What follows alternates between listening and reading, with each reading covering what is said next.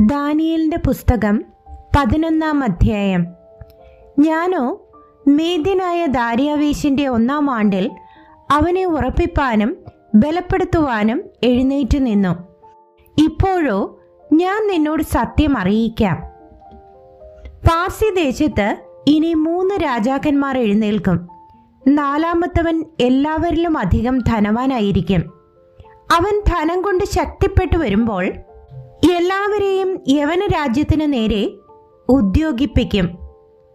പിന്നെ വിക്രമനായൊരു രാജാവ് എഴുന്നേൽക്കും. അവൻ വലിയ അധികാരത്തോടെ വാണ് ഇഷ്ടം പോലെ പ്രവർത്തിക്കും. അവൻ നിൽക്കുമ്പോൾ തന്നെ അവന്റെ രാജ്യം തകർന്ന് ആകാശത്തിലെ 4 കാറ്റിലേക്കും ഭേദിച്ചു പോകും. അത് അവന്റെ സന്തതിക്കല്ല, അവൻ വാണിരുന്ന അധികാരം പോലെയുമല്ല. അവന്റെ രാജ്യത്വം നിർമൂലമായി അവർക്കല്ല, അന്യർക്ക് അധീനമാകും. എന്നാൽ തെക്കേ ദേശത്തിലെ രാജാവ് പ്രാബല്യം പ്രാപിക്കും. അവന്റെ പ്രഭുക്കന്മാരിൽ ഒരുത്തൻ അവനേക്കാൾ പ്രബലനായി വാഴും. അവന്റെ ആധിപത്യം മഹാധിപത്യമായി തീരും. കുറെ കാലം കഴിഞ്ഞിട്ട് അവർ തമ്മിൽ ഏകോപിക്കും. തെക്കേ ദേശത്തിലെ രാജാവിന്റെ മകൾ വടക്കേ ദേശത്തിലെ രാജാവിന്റെ അടുക്കൽ ഉടമ്പടി ചെയ്യുവാൻ വരും. എങ്കിലും അത് നിൽക്കിയില്ല. അവനും അവന്റെ സന്തതിയും നിലനിൽക്കുകയുമില്ല. അവളും അവളെ കൊണ്ടുചെന്നവരും അവളുടെ ജനകനും അവളെ തുണച്ചവനും ഭീതി വിഷയങ്ങളായി തീരും. എന്നാൽ അവനു പകരം അവളുടെ വേരിൽ നിന്ന് മുളച്ച തൈയായ ഒരുവൻ എഴുന്നേൽക്കും. അവൻ ബലം പ്രാപിച്ച് വടക്കേ ദേശത്തിലെ രാജാവിന്റെ കോട്ടയിൽ കടന്ന് അവരുടെ നേരെ പ്രവർത്തിച്ച് ജയിക്കും. അവരുടെ ദേവന്മാരെയും ബിംബങ്ങളെയും വെള്ളിയും പൊന്നും കൊണ്ടുള്ള മനോഹര വസ്തുക്കളെയും അവൻ എടുത്ത് മിസ്രയീമിലേക്ക് കൊണ്ടുപോകും. പിന്നെ അവൻ കുറെ സംവത്സരത്തോളം വടക്കേ ദേശത്തിലെ രാജാവിനോട് പൊരുതാതിരിക്കും. അവൻ തെക്കേ ദേശത്തിലെ രാജാവിന്റെ രാജ്യത്തേക്ക് ചെന്ന് സ്വദേശത്തേക്ക് മടങ്ങിപ്പോരും. അവന്റെ പുത്രന്മാരോ വീണ്ടും യുദ്ധം ആരംഭിക്കുകയും ബഹുപുരുഷാരം അടങ്ങിയ മഹാസൈന്യങ്ങളെ ശേഖരിക്കുകയും ചെയ്യും. അത് വന്ന് കവിഞ്ഞ് കടന്നു പോകും. പിന്നെ അവൻ മടങ്ങിച്ചെന്ന് അവന്റെ കോട്ട വരെ യുദ്ധം നടത്തും. അപ്പോൾ തെക്കേ ദേശത്തിലെ രാജാവ് ദേഷ്യം പൂണ്ട് പുറപ്പെട്ട് വടക്കേ ദേശത്തിലെ രാജാവിനോട് യുദ്ധം ചെയ്യും. അവൻ വലിയൊരു സമൂഹത്തെ അണിനിരത്തും. എന്നാൽ ആ സമൂഹം മറ്റവന്റെ കയ്യിൽ ഏൽപ്പിക്കപ്പെടും. ആ ജനസമൂഹം മുടിഞ്ഞു പോകും. അവന്റെ ഹൃദയം ഗർവിച്ച് അവൻ 10,000 പേരെ വീഴുമാറാക്കും. എങ്കിലും അവൻ പ്രാബല്യം പ്രാപിക്കുകയില്ല. വടക്കേ ദേശത്തിലെ രാജാവ് മടങ്ങിവന്ന് മുമ്പിലത്തേതിനേക്കാൾ വലിയൊരു ജനസമൂഹത്തെ അണിനിരത്തും. ചില സംവത്സരം കഴിഞ്ഞിട്ട് അവൻ വലിയൊരു സൈന്യത്തോടും വളരെ സമ്പത്തോടും കൂടെ പോരും. ആ കാലത്ത് പലരും തെക്കേ ദേശത്തിലെ രാജാവിന്റെ നേരെ എഴുന്നേൽക്കും. നിന്റെ ജനത്തിലുള്ള അക്രമികൾ ദർശനത്തെ നിവർത്തിപ്പാൻ തക്കവണ്ണം മത്സരിക്കും. എങ്കിലും അവർ ഇടറി വീഴും. എന്നാൽ വടക്കേ ദേശത്തിലെ രാജാവ് വന്ന് വാടകോരി ഉറപ്പുള്ള പട്ടണങ്ങളെ പിടിക്കും.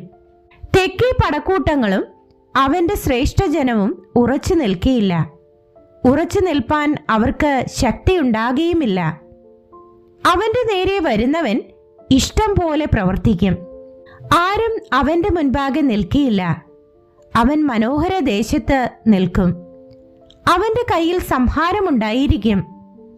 അവൻ തന്റെ സർവ്വരാജ്യത്തിന്റെയും ശക്തിയോടുകൂടെ വരുവാൻ താല്പര്യം വയ്ക്കും. എന്നാൽ അവൻ അവനോട് ഒരു ഉടമ്പടി ചെയ്തു. അവന് നാശത്തിനായി തന്റെ മകളെ ഭാര്യയായി കൊടുക്കും. എങ്കിലും അവൾ നിൽക്കിയില്ല, അവൻ ഇരിക്കുകയുമില്ല. പിന്നെ അവൻ തീരപ്രദേശങ്ങളിലേക്ക് മുഖം തിരിച്ച് പലതും പിടിക്കും. എന്നാൽ അവൻ കാണിച്ചു നിന്ന ഒരു അധിപതി നിർത്തലാക്കും. അത്രയുമല്ല, അവന്റെ നിന്ന അവന്റെ മേൽ തന്നെ വരുത്തും. പിന്നെ അവൻ സ്വദേശത്തിലെ കോട്ടകളുടെ നേരെ മുഖം തിരിക്കും. എങ്കിലും അവൻ ഇടറി വീണ് ഇല്ലാതെയാകും. അവന് പകരം എഴുന്നേൽക്കുന്നവൻ തൻ്റെ രാജ്യത്തിൻ്റെ മനോഹര ഭാഗത്തുകൂടി ഒരു അപഹാരിയെ അയക്കും. എങ്കിലും കുറേ ദിവസത്തിനകം അവൻ സംഹരിക്കപ്പെടും. കോപത്താലല്ല, യുദ്ധത്താലുമല്ല. അവന് പകരം നിന്ദ്യനായ ഒരുത്തൻ എഴുന്നേൽക്കും. അവന് അവർ രാജത്വത്തിൻ്റെ പദവി കൊടുപ്പാൻ വിചാരിച്ചിരുന്നില്ല. എങ്കിലും അവൻ സമാധാന കാലത്ത് വന്ന് ഉപായത്തോടെ രാജത്വം കൈവശമാക്കും. പ്രളയതുല്യമായ സൈന്യങ്ങളും നിയമത്തിൻ്റെ പ്രഭുവും കൂടെ അവൻ്റെ മുൻപിൽ പ്രവഹിക്കപ്പെട്ട് തകർന്നു പോകും. ആരെങ്കിലും അവനോട് സഖ്യത ചെയ്താൽ അവൻ വഞ്ചന പ്രവർത്തിക്കും. അവൻ പുറപ്പെട്ട് അല്പം പടജ്ജനവുമായി വന്ന് ജയം പ്രാപിക്കും. അവൻ സമാധാന കാലത്ത് തന്നെ സംസ്ഥാനത്തിലെ പുഷ്ടിയേറിയ സ്ഥലങ്ങളിൽ വന്ന് തൻ്റെ പിതാമഹന്മാരോ ഒരു നാളും ചെയ്യാത്തത് ചെയ്യും. അവൻ കവർച്ചയും കൊള്ളയും സമ്പത്തും അവർക്ക് വിതറിക്കൊടുക്കും. അവൻ കോട്ടകളുടെ നേരെ ഉപായം പ്രയോഗിക്കും. എന്നാൽ കുറെ കാലത്തേക്കേ ഉള്ളൂ. അവൻ ഒരു മഹാസൈന്യത്തോടുകൂടെ തെക്കേ ദേശത്തിലെ രാജാവിൻ്റെ നേരെ തൻ്റെ ശക്തിയും ധൈര്യവും പ്രയോഗിക്കും. തെക്കേ ദേശത്തിലെ രാജാവും ഏറ്റവും വലിയതും ശക്തിയേറിയതുമായ സൈന്യത്തോടുകൂടെ യുദ്ധത്തിന് പുറപ്പെടും. എങ്കിലും അവർ അവൻ്റെ നേരെ ഉപായം പ്രയോഗിക്കൊണ്ട് അവൻ ഉറച്ചു നിൽക്കുകയില്ല. അവൻ്റെ അന്നം കൊണ്ട് ഉപജീവനം കഴിക്കുന്നവൻ അവനെ നശിപ്പിക്കും. അവൻ്റെ സൈന്യം ഒഴുകിപ്പോകും. പലരും നിഹതന്മാരായി വീഴും. ഈ രാജാക്കന്മാർ ഇരുവരും ദുഷ്ടത പ്രവർത്തിപ്പാൻ ഭാവിച്ചും കൊണ്ട് ഒരേ മേശയെങ്കിൽ വെച്ച് ഭോഷ്ക് സംസാരിക്കും. എങ്കിലും അത് സാധിക്കുകയില്ല. നിയമിക്കപ്പെട്ട സമയത്ത് മാത്രമേ അവസാനം വരികയുള്ളൂ. പിന്നെ അവൻ വളരെ സമ്പത്തോടും കൂടെ സ്വദേശത്തേക്ക് മടങ്ങിപ്പോകും. അവൻ വിശുദ്ധ നിയമത്തിന് വിരോധമായി മനോഗതം വെച്ച് അത് അനുഷ്ഠിച്ച് സ്വദേശത്തേക്ക് മടങ്ങിപ്പോകും. നിയമിക്കപ്പെട്ട കാലത്ത് അവൻ വീണ്ടും തെക്കോട്ട് വരും. എങ്കിലും ഈ പ്രാവശ്യം മുമ്പിലത്തെ പോലെ സാധ്യമാകില്ല. കിത്തീം കപ്പലുകൾ അവൻ്റെ നേരെ വരും. അതുകൊണ്ട് അവൻ വ്യസനിച്ച് മടങ്ങിച്ചെന്ന് വിശുദ്ധ നിയമത്തിന് നേരെ ക്രുദ്ധിച്ച് പ്രവർത്തിക്കും. അവൻ മടങ്ങിച്ചെന്ന് വിശുദ്ധ നിയമത്തെ ഉപേക്ഷിക്കുന്നവരെ ആദരിച്ചു കൊള്ളും. അവൻ അയച്ച സൈന്യങ്ങൾ അണിനിരന്ന് വിശുദ്ധ മന്ദിരമായ കോട്ടയെ അശുദ്ധമാക്കി നിരന്തര ഹോമം നിർത്തൽ ചെയ്ത് ശൂന്യമാക്കുന്ന മ്ലേച്ഛ ബിംബത്തെ പ്രതിഷ്ഠിക്കും. നിയമത്തിന് വിരോധമായി ദുഷ്ടത പ്രവർത്തിക്കുന്നവരെ അവൻ ഉപായം കൊണ്ട് വഷളാക്കും. എങ്കിലും തങ്ങളുടെ ദൈവത്തെ അറിയുന്ന ജനം ഉറച്ചു നിന്ന് വീര്യം പ്രവർത്തിക്കും. ജനത്തിൽ ബുദ്ധിമാന്മാരായവർ പലർക്കും ബോധം വരുത്തും. എങ്കിലും കുറെ കാലത്തേക്ക് അവർ വാൾ കൊണ്ടും തീ കൊണ്ടും പ്രവാസം കൊണ്ടും കവർച്ച കൊണ്ടും വീണുകൊണ്ടിരിക്കും. വീഴുമ്പോൾ അവർ അല്പസഹായത്താൽ രക്ഷ പ്രാപിക്കും. പലരും കപടഭാവത്തോടെ അവരോട് ചേർന്ന് കൊള്ളും. എന്നാൽ അന്ത്യകാലം വരെ അവരിൽ പരിശോധനയും ശുദ്ധീകരണവും നിർമ്മലീകരണവും സാധിക്കേണ്ടതിന് ബുദ്ധിമാന്മാരിൽ ചിലർ വീഴും. നിശ്ചയിക്കപ്പെട്ട കാലത്ത് മാത്രം അന്തം വരും. രാജാവോ ഇഷ്ടം പോലെ പ്രവർത്തിക്കും. അവൻ തന്നെത്താൻ ഉയർത്തി ഏത് ദേവനും മേലായി മഹത്വീകരിക്കുകയും ദൈവാദി ദൈവത്തിൻ്റെ നേരെ അപൂർവ കാര്യങ്ങളെ സംസാരിക്കുകയും കോപം നിവൃത്തിയാകുവോളം അവന് സാധിക്കുകയും ചെയ്യും. നിർണയിക്കപ്പെട്ടിരിക്കുന്നത് സംഭവിക്കുമല്ലോ. അവൻ എല്ലാറ്റിനും മേലായി തന്നെത്താൻ മഹത്വീകരിക്കയാൽ തൻ്റെ പിതാക്കന്മാരുടെ ദേവന്മാരെയും സ്ത്രീകളുടെ ഇഷ്ടദേവനെയും യാതൊരു ദേവനെയും കൂട്ടാക്കുകയില്ല. അതിനു പകരം അവൻ കോട്ടകളുടെ ദേവനെ ബഹുമാനിക്കും.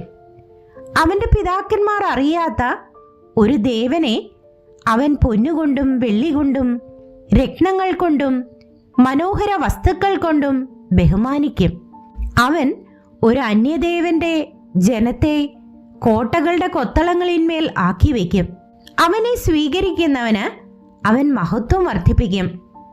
അവൻ അവരെ പലർക്കും അധിപതികളാക്കി ദേശത്തെ പ്രതിഫലമായി വിഭാഗിച്ചു കൊടുക്കും. പിന്നെ അന്ത്യകാലത്ത് തെക്കേ ദേശത്തിലെ രാജാവ് അവനോട് എതിർത്തു മുട്ടും. വടക്കേ ദേശത്തിലെ രാജാവ് രഥങ്ങളോടും കുതിരച്ചേവകരോടും വളരെ കപ്പലുകളോടും കൂടെ ചുഴലിക്കാറ്റ് പോലെ അവന്റെ നേരെ വരും. അവൻ ദേശങ്ങളിലേക്ക് വന്ന് കവിഞ്ഞ് കടന്നുപോകും. അവൻ മനോഹര ദേശത്തിലേക്കും കടക്കും. 10,000 പേർ ഇടറി വീഴും. എങ്കിലും യെദോമും മോവാബും അമ്മോന്യ ശ്രേഷ്ഠന്മാരും അവന്റെ കയ്യിൽ നിന്ന് വഴുതിപ്പോകും. അവൻ ദേശങ്ങളുടെ നേരെ കൈനീട്ടും. മിസ്രയീം ദേശവും ഒഴിഞ്ഞു പോകയില്ല. അവൻ പൊന്നും വെള്ളിയുമായ നിക്ഷേപങ്ങളെയും മിസ്രയീമിലെ മനോഹര വസ്തുക്കളെയും കൈവശമാക്കും. ലൂബ്യരും കൂശ്യരും അവന്റെ അനുചാരികൾ ആയിരിക്കും. എന്നാൽ കിഴക്ക് നിന്നും വടക്ക് നിന്നുമുള്ള വർത്തമാനങ്ങളാൽ അവൻ പരവശനാകും. അങ്ങനെ അവൻ പലരെയും നശിപ്പിച്ച് നിർമൂലനാശം വരുത്തേണ്ടതിന് മഹാക്രോധത്തോടെ പുറപ്പെടും. പിന്നെ അവൻ സമുദ്രത്തിനും മഹത്വമുള്ള വിശുദ്ധ പർവ്വതത്തിനും മധ്യേ മണിപ്പന്തലിടും. അവിടെ അവൻ അന്തരിക്കും. ആരും അവനെ രക്ഷിക്കുകയുമില്ല.